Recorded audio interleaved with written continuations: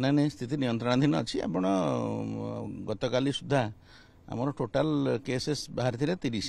23/7/30 तादू आ भितर 7 जन भल हो गले तेणु एक्टिव केस 23 जन अच्छा संख्या प्रतिदिन किसी बढ़ू 5-7 हो बेसी ना आ सीरीयस पेसेंट कहीं ना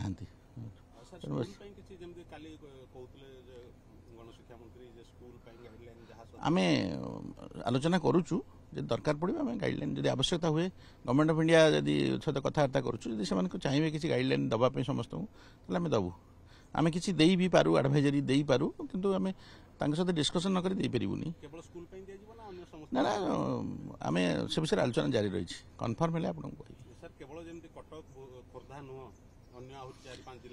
हाँ राज्यर शुणु ये गोटे साधारण थंडा काश विभिन्न जगह बाहर बट अलार्मिंग बाहर ना कि कौन रोगी सीरीयस ना से इंपोर्टाट जिन मन रखी था सीरीयस बेमारी करूना